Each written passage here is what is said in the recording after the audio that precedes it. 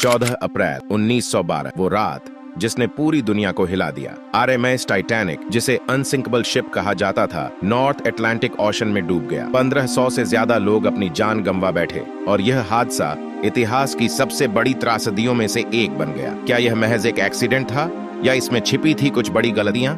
आइए जानते हैं आज के इस वीडियो में। आरएमएस टाइटैनिक अपने समय की सबसे बेहतरीन इंजीनियरिंग का उदाहरण था। बेलफास्ट, आयरलैंड में बना यह दुनिया का सबसे बड़ा और लग्जरियस शिप था। टाइटैनिक में 2200 से ज्यादा यात्रियों को लेकर सफर करने की क्षमता थी। यह जहाज केवल ट्रांसपोर्ट नहीं था, बल्कि एक लग्जरियस क्रूज जैसा अनुभव देता था। इस जहाज पर हर वर्ग के लोग थे, फर्स्ट क्लास के अमीर लोग और थर्ड क्लास के इमिग्रेंट्स। जहां फर्स्ट क्लास में लग्जरियस स्वीट्स और ग्रैंड डाइनिंग हॉल्स थे, वहीं थर्ड क्लास में साधारण लोग नए जीवन की तलाश में थे। टाइटैनिक का सफर साउथहैम्पटन से शुरू होकर न्यूयॉर्क तक जाना था, लेकिन इस ऐतिहासिक सफर के पीछे कई खामियां छुपी थीं। टाइटैनिक में 16 वाटर टाइट कंपार्टमेंट्स थे, जो सुरक्षा का एक बड़ा प्रतीक थे।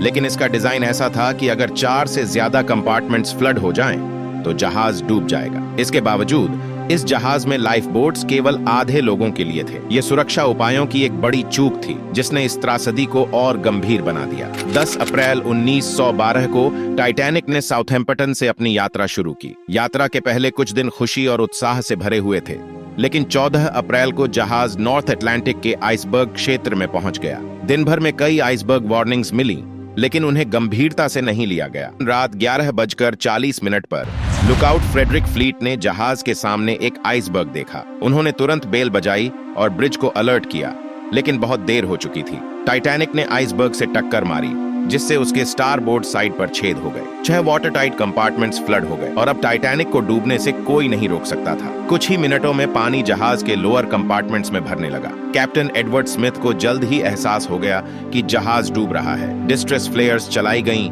और पास के शिप्स को मदद के लिए मैसेज भेजे गए, लेकिन मदद पहुंचने में घंटों लगने वाले थे। टाइटैनिक पर केवल 20 लाइफ बोट्स थे, जो करीब 1200 लोगों के लिए काफी थे। लेकिन पैनिक और पुअर कोऑर्डिनेशन की वजह से कई लाइफ बोट्स आधे भरे हुए ही भेज दिए गए। फर्स्ट क्लास के यात्रियों को प्रायोरिटी दी गई, जबकि थर्ड क्लास के लोग बाहर निकलने की कोशिश कर रहे थे। ठंडे पानी और सीमित रेस्क्यू ऑप्शंस ने स्थिति को और भयावह बना दिया। इसी बीच टाइटैनिक का बैंड लोगों को शांत रखने के लिए म्यूजिक बजा रहा था। सर्वाइवर्स ने बताया कि उन्होंने near, my God, to thee जैसे हाइम्स सुने। क्रू मेंबर्स ने लाइफ बोट्स लॉड करने में मदद की और कुछ ने अपनी सीट्स भी दे दी, लेकिन ज्यादातर लोगों के लिए बचने की उम्मीद खत्म हो चुकी थी। रात 2 बजे तक टाइटैनिक का स्टर्न ऊंचाई पर उठ गया और जहाज 2 हिस्सों में टूट गया। लोग पानी में कूदने को मजबूर थे, लेकिन पानी का तापमान -2 डिग्री सेल्सियस था। यह ठंड इंसानों को कुछ ही मिनटों में हाइपोथर्मिया से मार सकती थी।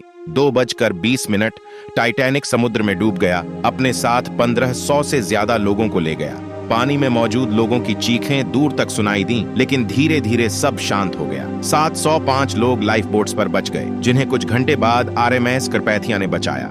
लेकिन उन सर्वाइवर्स के लिए वो रात एक ऐसा ट्रॉमा बन गई जिसे वो कभी नहीं भुला सके। टाइटैनिक की यह घटना इतिहास में सबसे दुखद अध्याय बन गई। टाइटैनिक डिजास्टर ने पूरी दुनिया को मैरीटाइम सेफ्टी पर सवाल उठाने पर मजबूर कर दिया। जांच में पता चला कि सुरक्षा उपायों और आइसबर्ग वार्निंग्स को नजरअंदाज किया गया था। इस घटना के बाद लाइफ बोट्स और 24 घंटे 7 दिन रेडियो कम्युनिकेशन को अनिवार्य कर दिया गया। लेकिन यह हादसा इस बात का सबूत बन गया कि टेक्नोलॉजी पर ओवर कॉन्फिडेंस घातक हो सकता है। 1985 में टाइटैनिक का मलबा समुद्र के 4000 मीटर नीचे खोजा गया। उसके अवशेष आज भी इंसानी इतिहास की सबसे बड़ी त्रासदी की गवाही देते हैं। सोचिए, अगर आप उस रात टाइटैनिक पर होते तो क्या करते? अगर आप चाहते हो कि मैं टाइटैनिक पर पार्ट 2 भी बनाऊं, तो इस वीडियो का लाइक टारगेट 11 रखते हैं। चैनल को सब्सक्राइब भी कर देना, क्योंकि जब मैं पार्ट 2 अपलोड करूं तो आपको पता चल जाए कि पार्ट 2 अपलोड हुआ। अगर आपको यह कहानी दिलचस्प लगी तो इस वीडियो को लाइक और शेयर करना ना भूलें। चैनल को सब्सक्राइब करें और इतिहास की ऐसी और अनसुनी कहानियां जानने के लिए जुड़े रहें। टाइटैनिक की यादें हमेशा जिंदा रहेंगी और इसकी सीखें हमें आगे बढ़ने में मदद करती रहेंगी। Thank you for watching. अगले वीडियो में मिलते हैं।